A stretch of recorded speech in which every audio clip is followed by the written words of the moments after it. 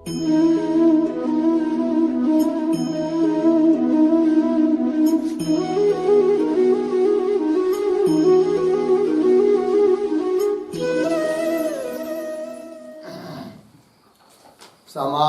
प्रकरणम। समास प्रकरण के अंतर्गत द्वंद्व समास का विचार हम लोग कर रहे हैं और इस द्वंद्व समास के तीन भेद बताए थे। इतरेतर द्वंद्व, समाहार द्वंद्व और एक शेष द्वंद्व। उसमें से इतरेतर द्वंद्व का विचार हुआ। अब है समाहार द्वंद्व। तो लिखते हैं समाहार द्वंद्व।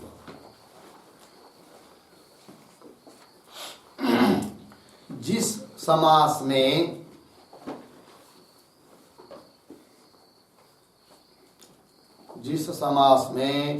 अनेक पदों के योग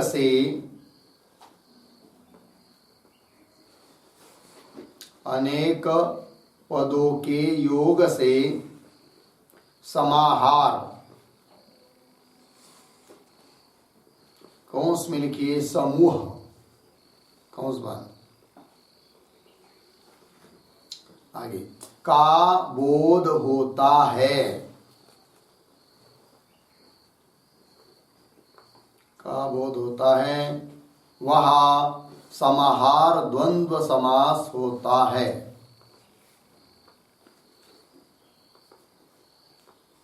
वह समाहार द्वंद्व समास होता है।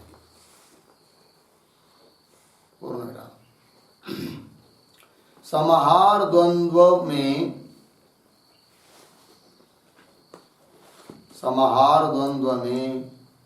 समास के घटकों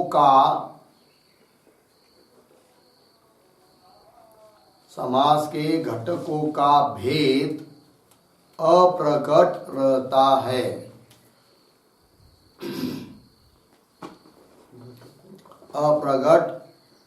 है। और समूह की प्रधानता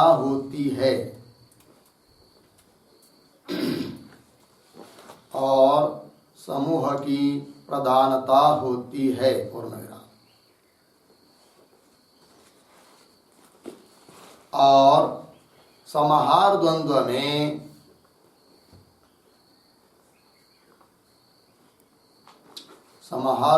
में सदा नपुंसक लिंग एक वचन ही होता है।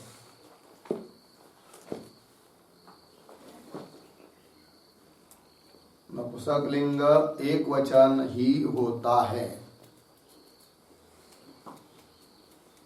ठीक है। सूत्र है सनपुंसकम। सनपुंसकम 2, 4, 17। 2, 4, 17 अर्थ देखिए भाई। जिस समास में अनेक पदों के योग से अनेक पद जुड़ गए, सामासिक शब्द बन गया, किंतु उससे बोध समाहार का हो रहा है। समाहार का अर्थ होता है समूह का बोध हो रहा है, उसको समाहार द्वंद्व समास कहते हैं। समाहार द्वंद्व समास में घटकीभूत जो पद होते हैं वो क्या जी, अप्रगट रहते हैं, उनका प्राधान्य नहीं रहता है। प्रधानता किसकी रहती? फिर समूह की। समूह बताने में तात्पर्य रहता है, समूह की प्रधानता रहती है। ये बात बताई। और एक बात हुई कि समाहार द्वंद्व नाम का जो समास बनता है, सामासिक शब्द, उसमें हमेशा नपुंसक लिंग एक वचन ही रहता है। ये बात हो गई। उदाहरण, संज्ञा च परिभाषा च,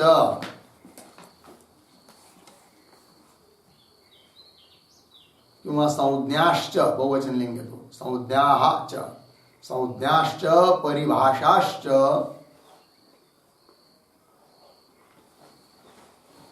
एतासां समाहारः। एतासां समाहारः संज्ञा परिभाषम्।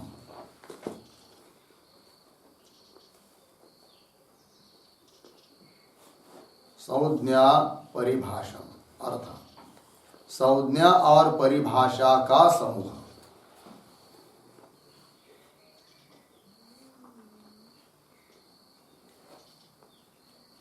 संज्ञा और परिभाषा का समूह।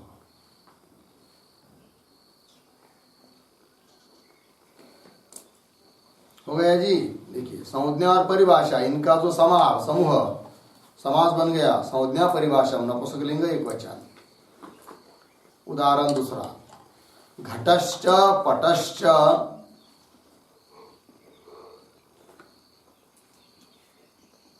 घटश्च पटश्च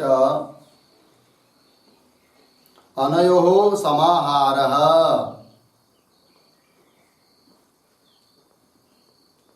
अनयोः समाहारः घटपटाम।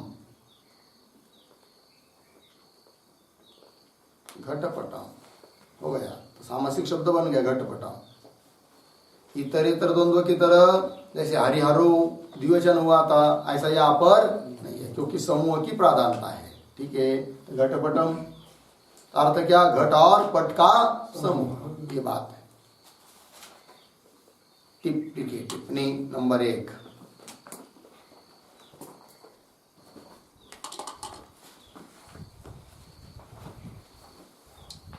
समूह कहने की विवक्षा हो तो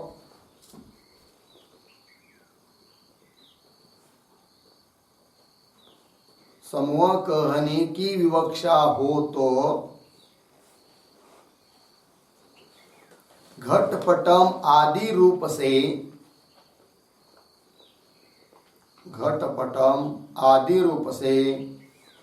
समाहार द्वंद्व समास होता है। समाहार द्वंद्व समास होता है।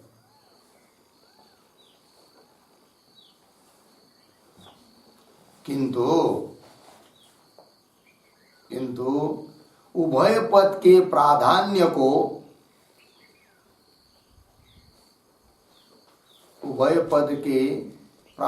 को कहने की विवक्षा हो तो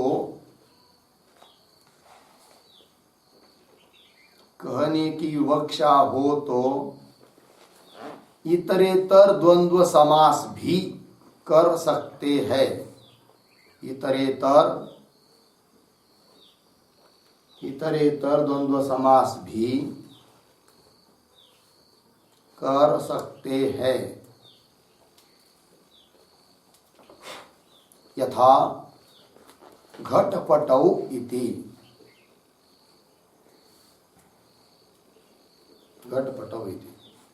किंतु कुछ स्थलों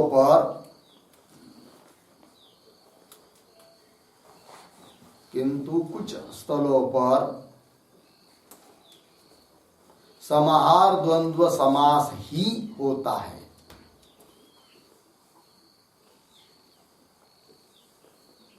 समाहार द्वंद्व समास ही होता है। उसको नित्य समाहार द्वंद्व समास कहते हैं।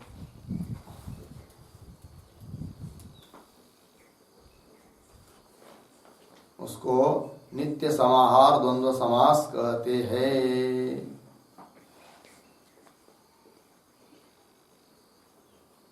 ठीक है जी। चलिए भाई, समूह की कहने की विवक्षा हो तो क्या बनेगा? समाहार द्वंद्व समास बनेगा, घटपटम इत्यादि की तरह।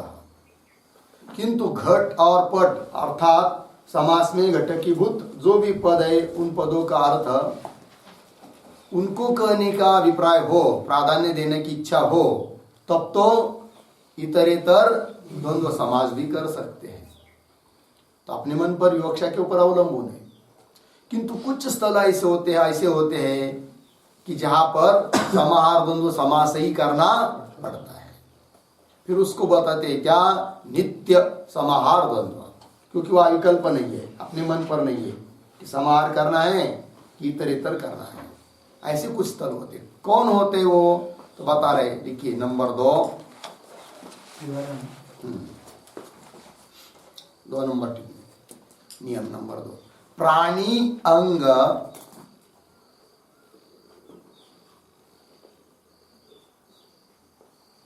अर्धविराम, प्राणी अंग हुए, आगे वाद्य अंग,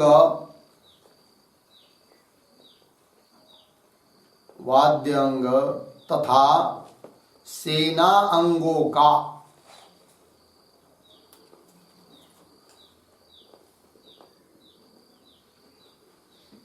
सेना अंगों का द्वंद्व समास, द्वंद्व समास एकवत, एकवत अर्थात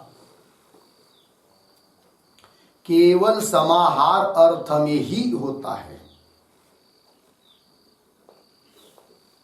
केवल समाहार अर्थ में ही होता है।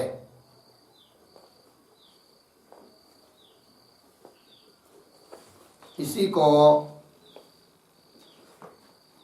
नित्य समाहार द्वंद्व समास कहते हैं।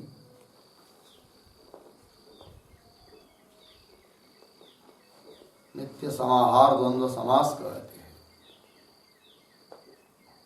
ठीक, सूत्र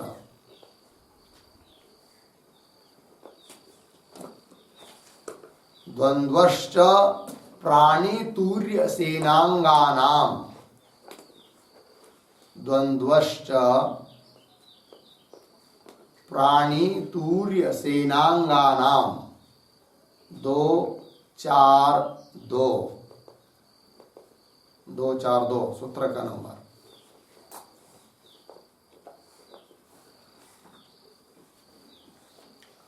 क्या क्या बताया, प्राणी के अंग, वाद्य अंग, सेना अंग, इनका समाहार द्वंद्व ही होता है, इतरेतर द्वंद्व नहीं होगा, इसलिए इसको क्या कहेंगे, नित्य समाहार द्वंद्व।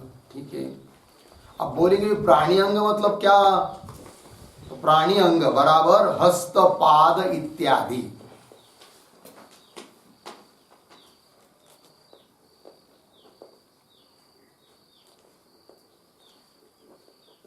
हस्तपाद इत्यादि।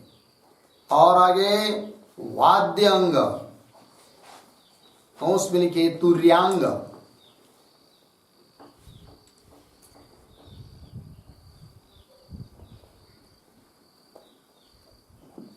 हो गया जी, तुर्यांग, तुर्यांग क्या है वो लिखिए, मृदंग,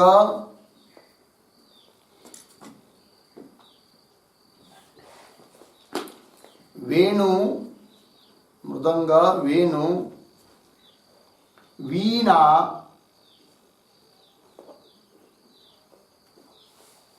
आदि को बजाने वाले लोग,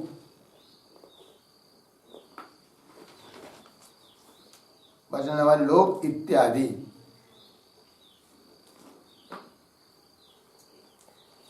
ठीक है ना, हाँ, लोग, बजाने वाले लोग, मृदंग हुआ, वेणु हुआ, वीणा हुआ, और इनको बजाने वाले वो भी क्या है, वाद्य अंग ही है।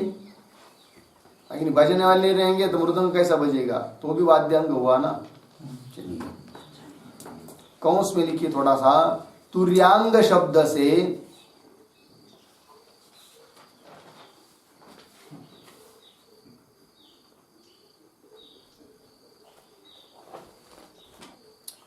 कौंस में वाद्य अंग, कौंस बंद, आगे देखिए, कौंस बंद हुआ ना, वादक ही लेने चाहिए,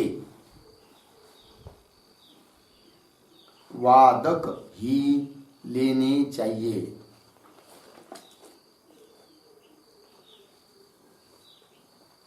ऐसा अल्पाचतरम, अल्पाचतरम 2 2 34,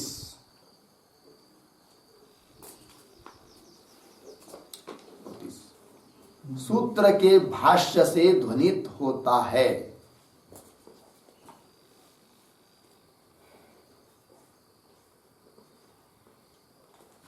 सूत्र के भाष्य से ध्वनित होता है।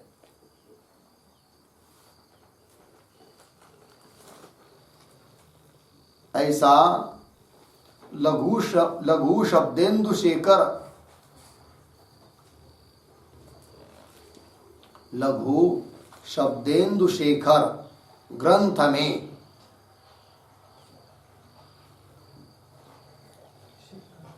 लघु शब्देन्दु शेखर ग्रंथ में नागेश कहते हैं। हो गया कौन बात? मतलब क्या? तुर्यांग शब्द से, वाद्यांग शब्द से कौन लेने जी? बजाने वाले ही लेने चाहिए, ऐसा कहना है इनका। ठीक है जी, चलिए अब लिखिए सेनांग।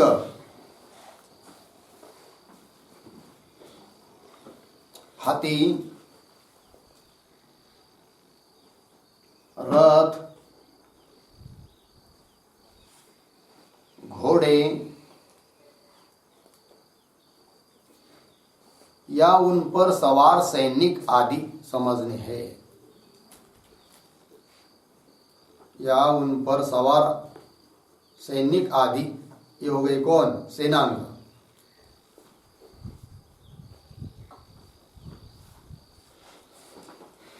उदाहरण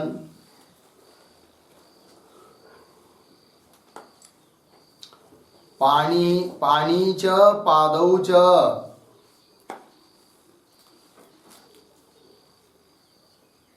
पाणी च पादौ च येषां समाहारः,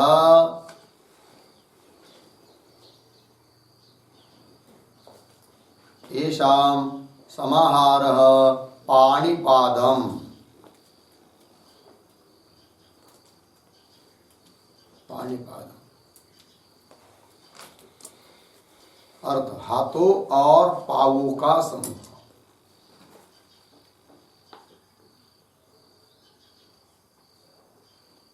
हाथों और पावों का समूह।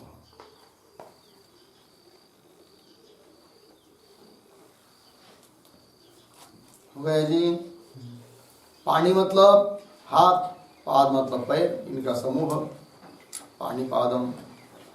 और उदाहरण ये क्या हो गए? प्राणी अंग है कि नहीं? और उदाहरण शिरश्च ग्रीवाच,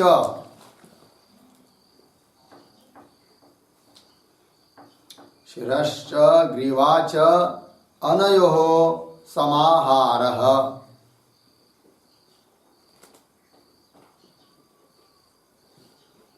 अनयोः समाहारः शिरोग्रीवम्।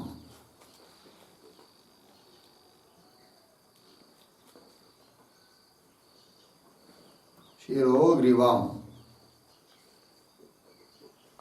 ठीक, क्या अर्थ हुआ? अर्थ क्या होगा? शीर और मान, ग्रीवा, ये प्राणी अंग है सब। शिरश्च ग्रीवाच अनयो समाहार शिरोग्रीवम् होगा कि नहीं? चलिए अब उदाहरण आगे वाला लीजिए। अब उदाहरण है वाद्यांग का। मार्दंगिकाः च, मार्दंगिकाः च वैनविकाः च, वैनविकाश्च,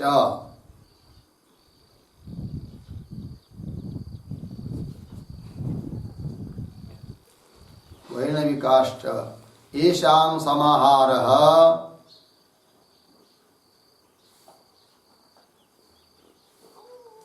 येषां समाहारः मार्दंगिक वैनविकम्,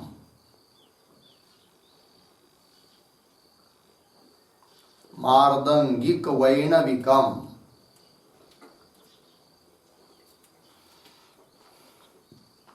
ठीक है, अर्थ होगा मृदंग बजाने वालों का अथवा तबला बजाने वालों का और वेणुवादकों का क्या समूह।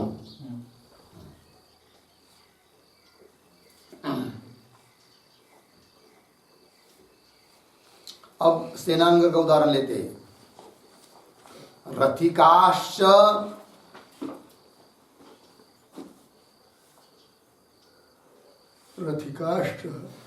अश्वारोहाश्च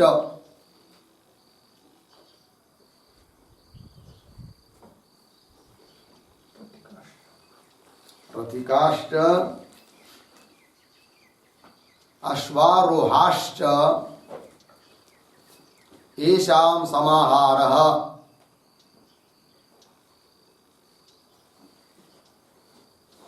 रथिकाश्वारोहम्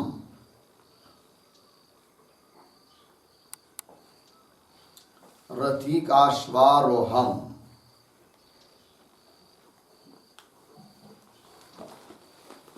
अर्थ रथिकों का और घुड़सवारों का समूह। रथिकों और घुड़सवारों का समूह।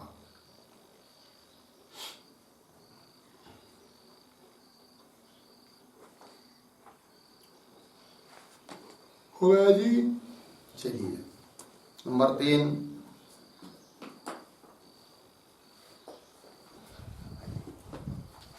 यह समाहार द्वंद्व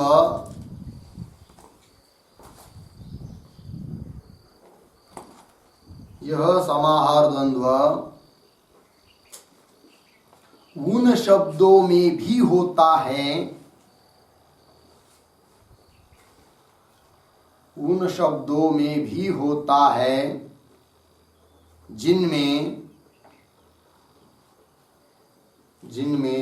नित्य विरोध प्रकट होता है। नित्य विरोध प्रकट होता है।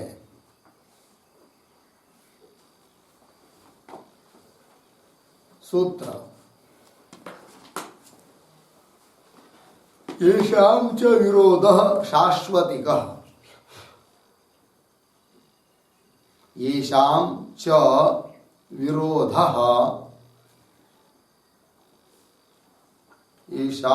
विरोधः शाश्वतिकः।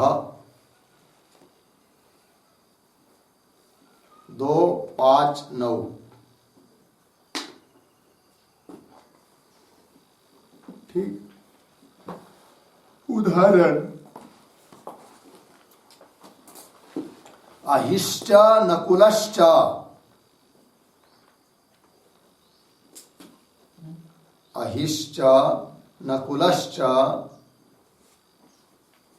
अनयोः समाहारः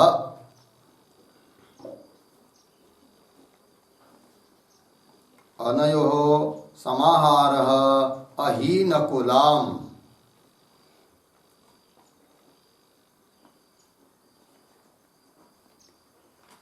ठीक है जी।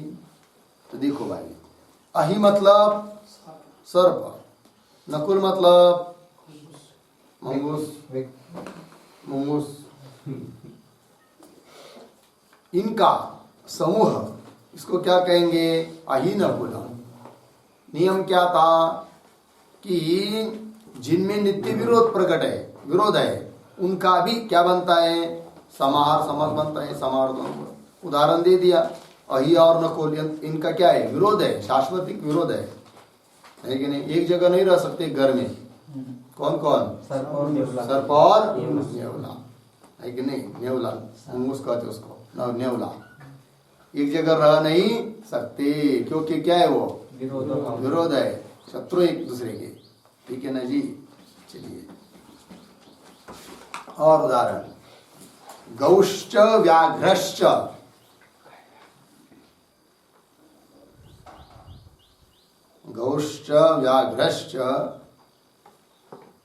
अनयोः समाहारः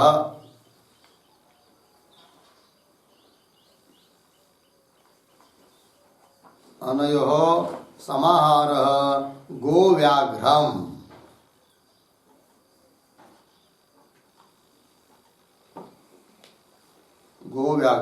ठीक है ना जी। गौ और बाघ दो को एक जगह रह सकते हैं क्या? बिल्कुल नहीं रह सकते। लेकिन ना, तो क्या लिख दिया? गो व्याघ्रम। समाहार द्वंद्व समास है। और उदाहरण, काकश्च उलूकश्च।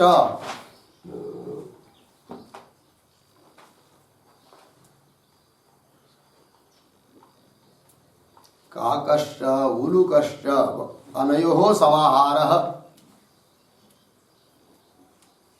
अनयोः समाहारः काकोलूकम्।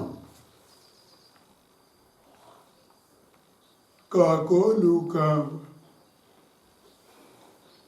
काक और उलूक। उलूक मतलब घुवड़, वही है, रात में घूमता है, उल्टा उल्टा रहता है। हाँ, उल्लू वटवागु। उन दोनों का क्या विरोध है? क्या कौवारो हो सकता है, सर्प और नेवला की तरह उनका विरोध हो सकता है। शायद वो रात में घूमता है, वो दिन दिन में घूमता है। हाँ, तो एक जगह नहीं रह सकते ना, एक दूसरे के शत्रु भी हो सकते हैं। ठीक है ना। चलिए आगे का मुद्दा लीजिए, पॉइंट 4 नंबर। गौ अश्व इत्यादि शब्दों का भी, गौ अश्व इत्यादि शब्दों का भी नित्य समाहार द्वंद्व समास होता है। नित्य समाहार द्वंद्व समास होता है।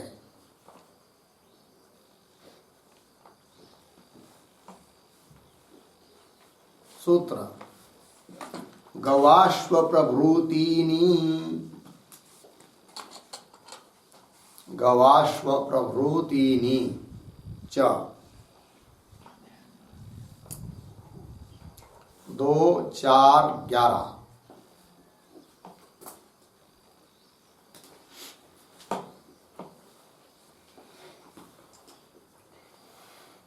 उदाहरण गावश्च अश्वाश्च, गावश्च अश्वाश्च एतेषां समाहारः,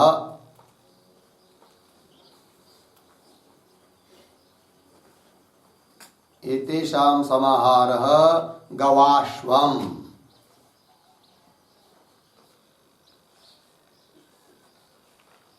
हो गया।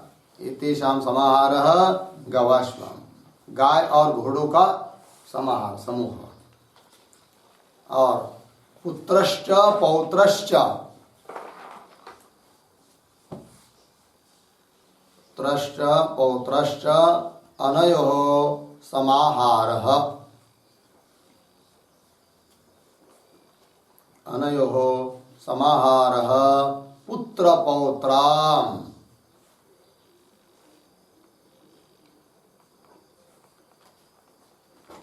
पुत्र पौत्रम।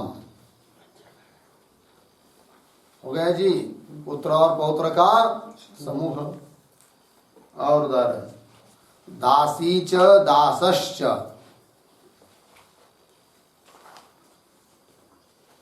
दासी च दासश्च अनयोः समाहारः, अनयोः समाहारः दासी दासम।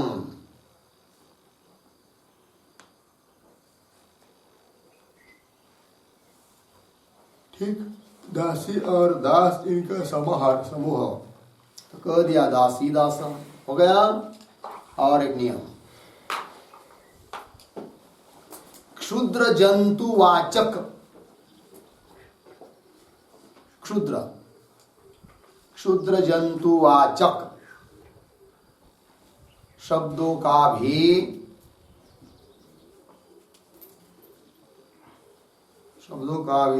नित्य समाहार द्वंद्व समास होता है।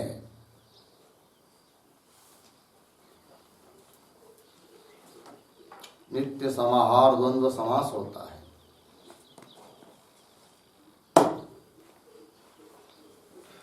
सूत्र क्षुद्र जंतवः, क्षुद्र जंतवः, क्षुद्र क्षत्रिय कक्षा, क्षुद्र जंतवः।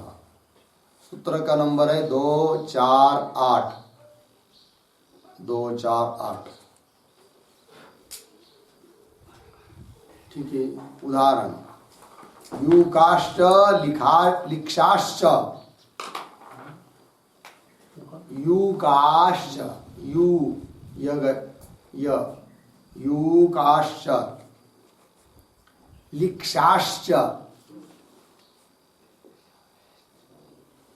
लिक्षाश्च क्षत्रिय कक्ष एतासां समाहारः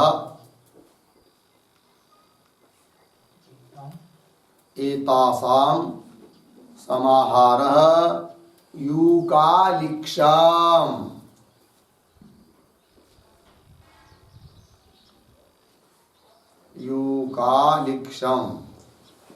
ठीक है ना, पता है यूका क्या होती है करके?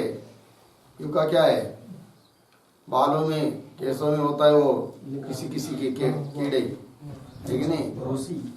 हाँ वही रूसी, यार पता नहीं, छोटे छोटे कीड़े होते हैं बाल में। रूसी रूसी है क्या? हाँ, यूक बोलते हैं उसको। लिखा और वाह लिक्षा आलन कुड़ा, लिक्षा मतलब लिखा और यू का मतलब हुआ नहीं लिखा, है कि नहीं?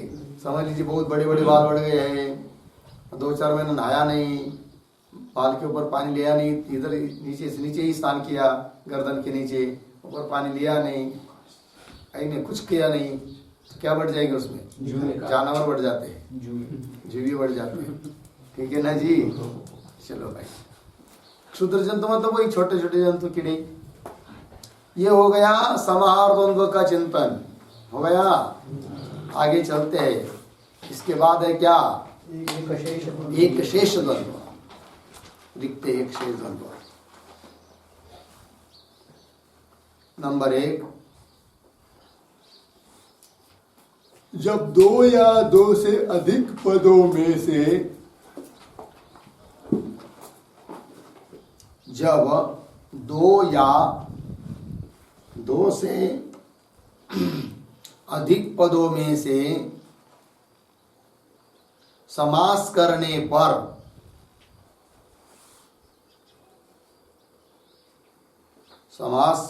पर केवल एक शेष रहता है, केवल एक शेष रहता है, तब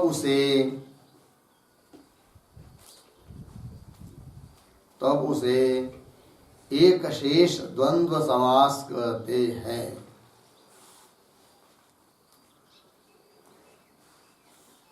तब उसे एक शेष द्वंद्व समास कहते हैं। हो गया सूत्र। पिता मात्रा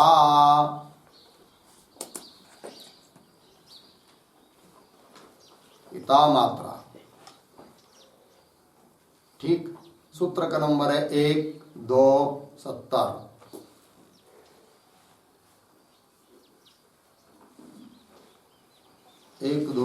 हो गया।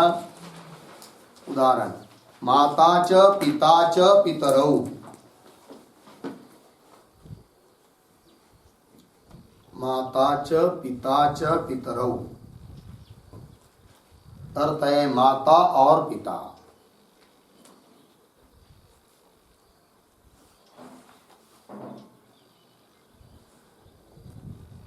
हो गया जी। जब 2 या 2 से अधिक पदों में से समास करने पर एक ही बचता है, उस एक के अंतर्गत दोनों का बोध हो जाता है, तब उसको कहते हैं क्या? एक शेष द्वंद्व समास।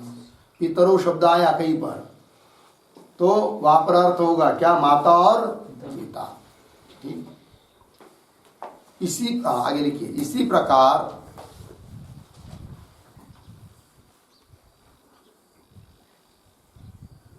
सूत्र बता रहा हूं। भ्रातृपुत्रौ स्वश्रुदुहितृभ्याम, भ्रातृपुत्रौ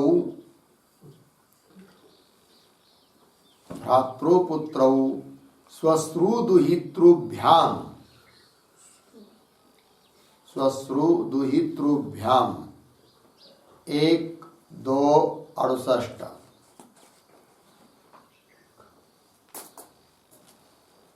1 2 68 सूत्र हुआ और अर्धविराम और एक सूत्र श्वशुर श्वश्वा श्वशुर श्वश्वा सूत्र का नंबर है 1 2 71। सूत्र से एक शेष समास होता है।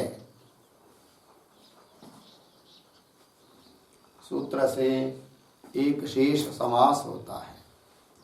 उदाहरण भ्राता च स्वसा च भ्राता च स्वसा च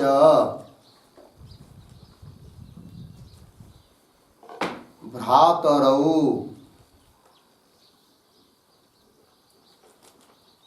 भ्रातरौ ठीक है। ये तो भ्रातरौ इसका अर्थ क्या होगा?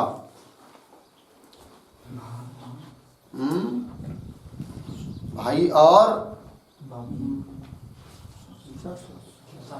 बहन। स्वश्रु शब्द का अर्थ होता है बहन। स्वसा स्वश्रु का शब्द बना है ना, स्वसा स्वश्रु है मूल में। स्वसा स्वसारो स्वसार भाई और बहन। और उदाहरण लीजिए दुहिता च पुत्रश्च दुहिता च पुत्रश्च पुत्रौ।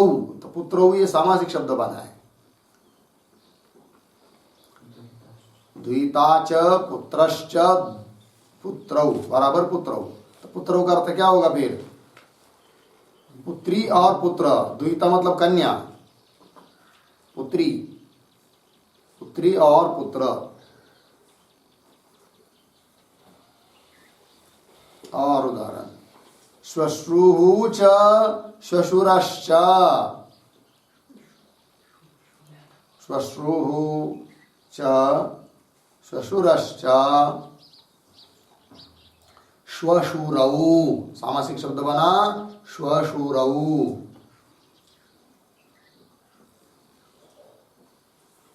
क्यों मां? श्वश्रु श्वशुरौ वा श्वश्रु श्वशुरौ वा। ठीक है। अर्थ है सास और ससुर।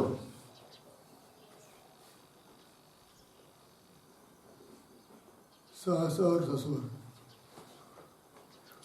हो गया। नंबर 2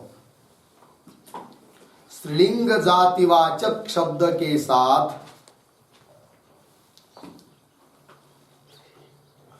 स्त्रीलिंग जातिवाचक शब्द के साथ उच्चारित होने पर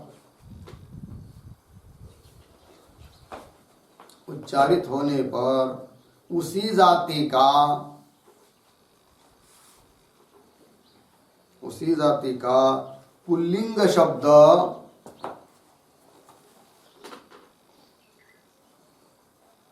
पुल्लिंग शब्द शेष रहता है।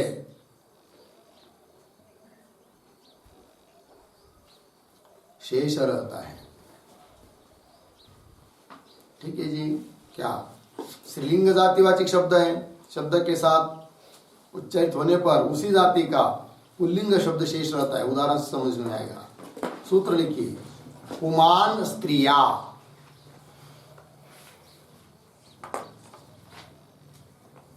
पुमान स्त्रिया सूत्र नंबर है 1 2 67 1 2 67। उदाहरण हंसी च हंसश्च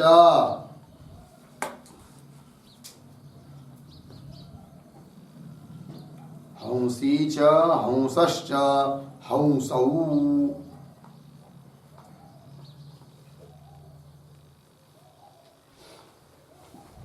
एक शेष द्वंद्व करते समय शेष क्या बचा? पुल्लिंगवाची शब्द हंस हंसौ।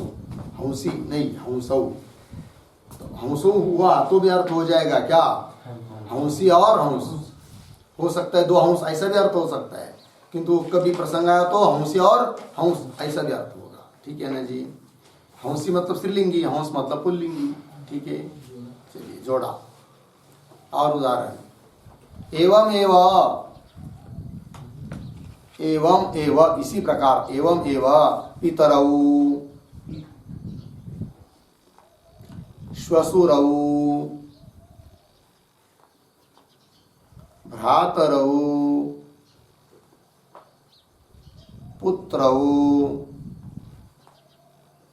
इत्यादि। ठीक है, ये हो गया।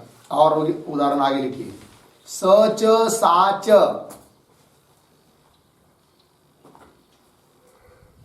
सच साच बराबर तौ। तौ ये सामासिक शब्द है। अब देखिए भाई, तौ यदि सामासिक शब्द नहीं लेंगे तो क्या अर्थ हो जाएगा? वे दोनों। और कई प्रसंग आया तो सामासिक शब्द हो जाएगा क्या? स सा। वे दोनों मतलब कौन? पुल्लिंग और कोई स्त्रीलिंग स्त्री, दोनों भी हो सकते। ठीक है ना जी। हाँ, आगे और एक उदाहरण, सच यश्च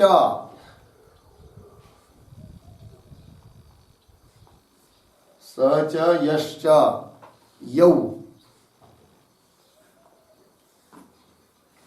हो गया। हाँ, एक वाक्य, जहां तीनों लिंग होंगे, जहां तीनों लिंग होंगे वहां नपुंसक लिंग शेष रहता है।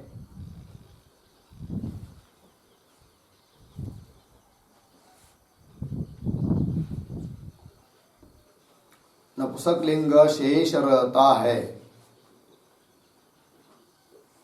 ठीक है ना। उदाहरण, तच्च देवदत्तश्च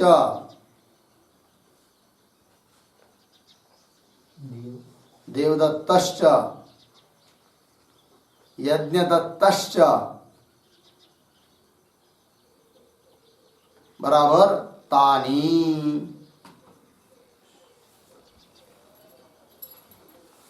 तानी। ठीक है जी।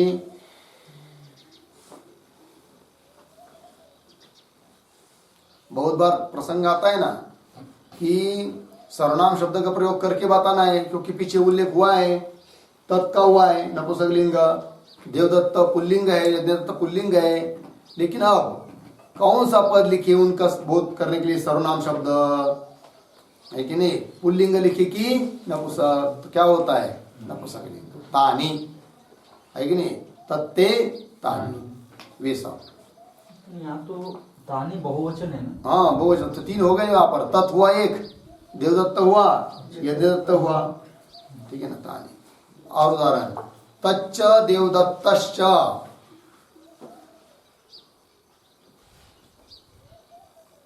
तच्च देवदत्तश्च बराबर ते। ते का क्या करूप है? द्विवचन। हाँ तत्ते द्विवचन। हाँ, नपुंसक लिंग तत् ते तानी। ते आया ना, इसे ते लेना है यहाँ पर। ते क्या? ते का मतलब तत् और दत्त, देवदत्त दोनों हो गए। स तो ते, वहां का ते नहीं है। ठीक है। चलिए और एक उदाहरण, ब्राह्मणश्च ब्राह्मणी च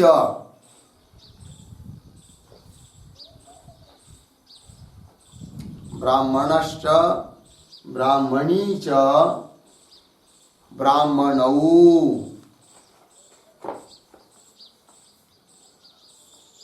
ब्राह्मणौ, ब्राह्मण और ब्राह्मणी, अर्थ क्या हुआ? ब्राह्मणौ हुआ कि नहीं? ये हो गया भाई एक शेष द्वंद्व, अर्थात द्वंद्व समास का विचार यहाँ पूरा हुआ। ठीक है। समास के मुख्य कितने भेद बताए थे? 4। कौन कौन? तत्पुरुष समास, बहुव्रीहि समास, द्वंद्व समास और अव्ययीभाव समास। ठीक है, तो तीन लोगों का तीन समास का विचार हुआ। अब आगे कौन है? अव्ययी भाव समास। ठीक है जी, तो शीर्षक दीजिए अव्ययी भाव समास।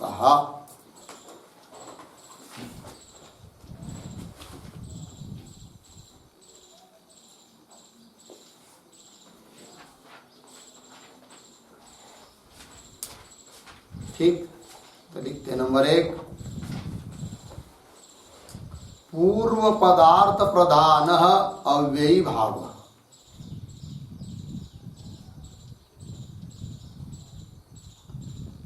पूर्व पदार्थ प्रधान अव्ययी भाव।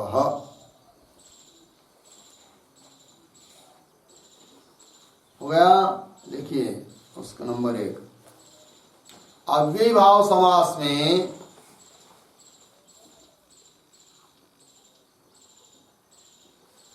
अव्ययी भाव समास में पूर्व पद प्रायः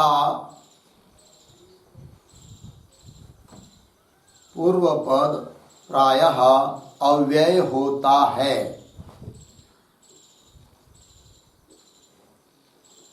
अव्यय होता है और उत्तर पद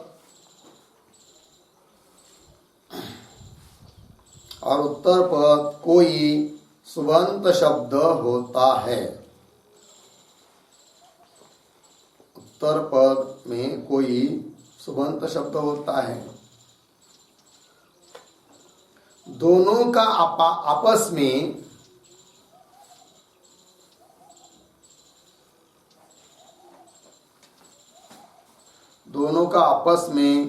समास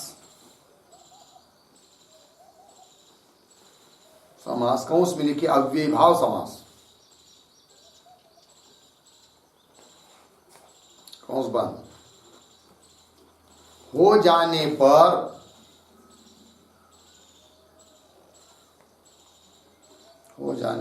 वह समस्त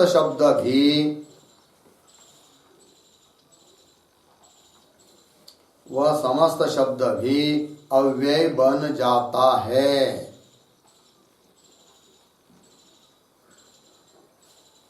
अव्यय बन जाता है। सूत्र अव्ययी भावश्च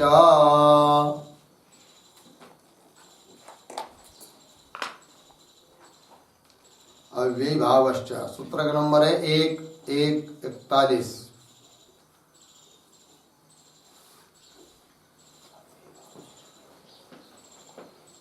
हुआ? आगे लिखिए, अतः उसके रूप नहीं चलते हैं। अतः उसके रूप नहीं चलते। पूर्ण सुप्रत्यय उत्पन्न होते हैं। सुप्रत्यय उत्पन्न होते मतलब प्राप्त होते हैं। उस समासिक शब्द के बाद सुप्रत्यय उत्पन्न होते, किंतु उनका लोप हो जाता है।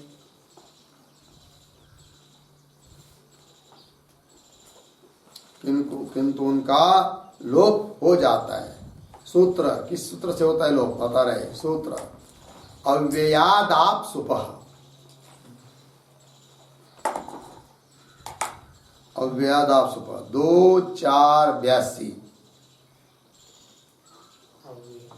अव्ययादाप सुपः 2:4-82। अर्थ में बताए। उदाहरण अधिस्त्री,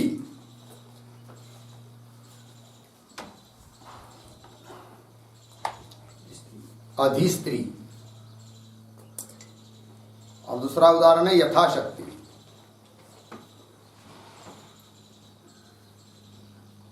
यथाशक्ति। ठीक है जी, देखिए भाई समझाता हूं। अब अव्ययी भाव समास किसको कहते हैं जी? पूर्व पदार्थ प्रधान अव्ययी भाव। तो अव्ययी भाव समास में पूर्व पद प्रायः क्या होता है? अव्यय होता है कि नहीं? प्रधान तो ही है, क्या होता है वो? अव्यय होता है। और उत्तर पद कोई सुबंत शब्द होता है। और दोनों का आपस में जो समास होता है वो कौन समास? अव्ययी भाव समास। फिर अव्ययी भाव समास हो जाने पर वो जो सामासिक शब्द बन गया, समस्त शब्द, वो भी क्या बन जाता है, अव्यय, अर्थात उसके रूप नहीं चलते। लगा जी, जीव क्या क्यों रहता है, कहीं पर भी डालो। ठीक, सूत्र लिख दिया आपको, अव्ययभावश्च, उसके पहले बीच में अव्ययभाव सूत्र बताया था ना, अतः उसके रूप चलते नहीं, ये बात बताई ना। अव्ययभाव समास का जो शब्द है उसके रूप चलते नहीं, क्योंकि वो क्या बन गया, अव्यय बन गया। सुप प्रत्यय उत्पन्न होते, हाँ उसके आगे तो सुप, क्योंकि कृतद्धि समासाश्च प्रातिपदिक संज्ञा, और प्रातिपदिक संज्ञा होने के बाद सु औजस इत्यादि प्रत्यय तो आ जाते हैं, किंतु प्रत्यय आने पर उनका क्या हो जाता है, लोप। किससे, अव्ययादाप सूत्र हो गया जी। उदाहरण दे दिया, अधिस्त्री किंवा यथाशक्ति, ठीक है ना। चलिए नंबर 2,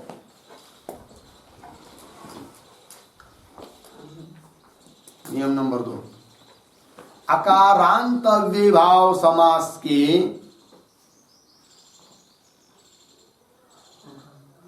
अकारांत अव्ययभाव समास के सुप्रत्ययों के स्थान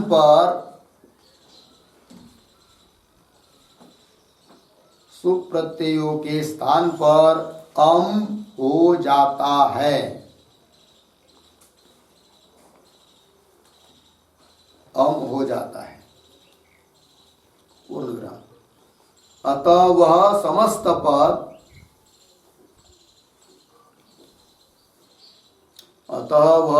पद नपुंसकलिंग एक वचन जैसा, नपुंसकलिंग एक वचन जैसा रूप वाला होता है, किंतु वह अव्यय ही रहता है, किंतु वह अव्यय ही रहता है। हो गया सूत्र,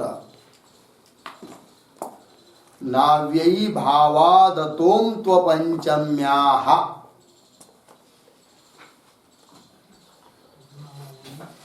नाव्ययी भावादतोम त्वपंचम्याः, नाव्ययी भावादतो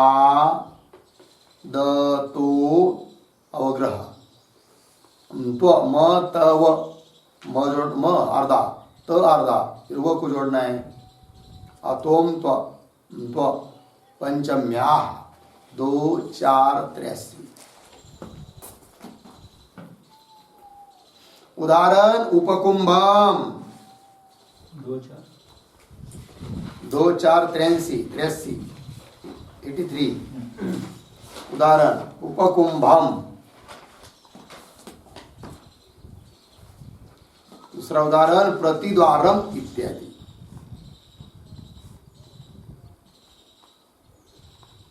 अर्थ समझ लीजिए, आकारांत समझ लीजिए, कोई अव्ययभाव समास है, सामासिक शब्द बन गया, किंतु कैसा है वो, अकारांत। अकारांत अव्ययभाव समास के सुप्रत्ययों के स्थान पर क्या होता है, अम हो जाता है।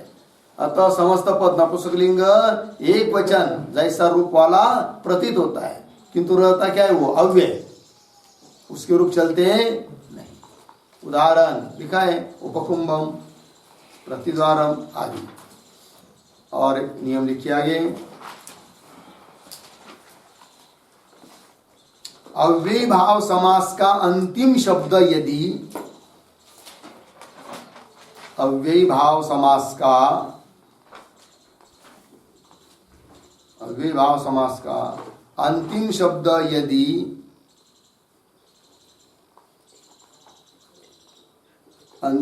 यदि दीर्घ होता है,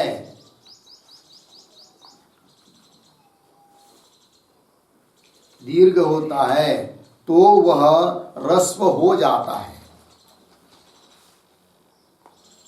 तो वह ह्रस्व हो जाता है। उदाहरण, नहीं ह्रस्व हो जाता है ना, अर्थात आकार का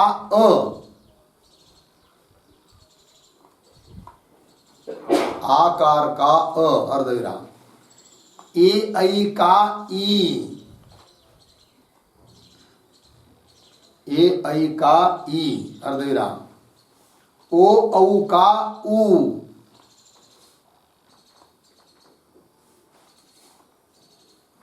ओ औ का ऊ अर्धविराम, ई दीर्घ ई, ई का ई रस्वई अर्धविराम, ऊ को ऊ मतलब दीर्घ ऊ को ऊ रस्व ऊ हो जाता है।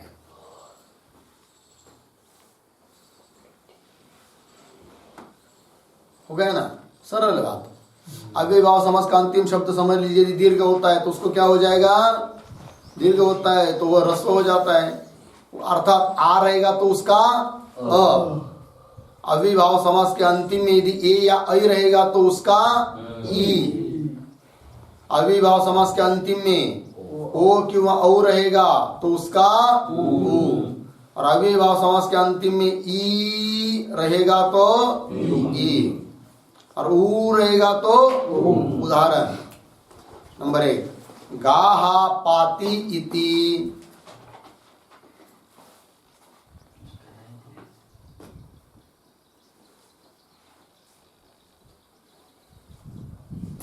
गाहा पाति इति गोपाः,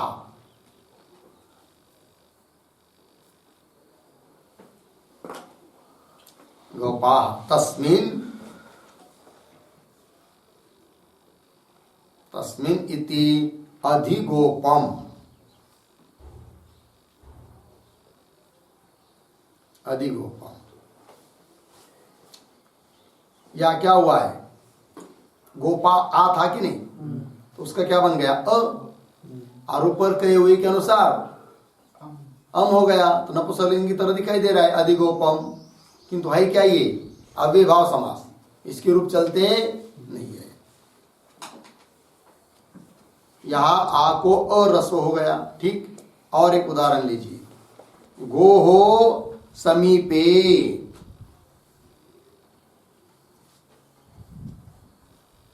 गोहो समीपे उपगु, उपगु तो अव्यय बन गए उपगु, तो गाय के समीप, समीपार्थ में उप आया है कि नहीं। चलिए और उदाहरण, नद्याः समीपम, नद्याः समीपम उपनदी,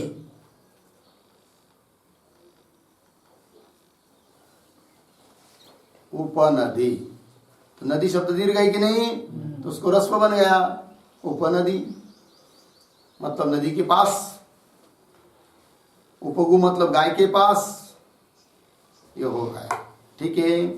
अब आगे लिखिए, अव्ययभाव समास के भेद।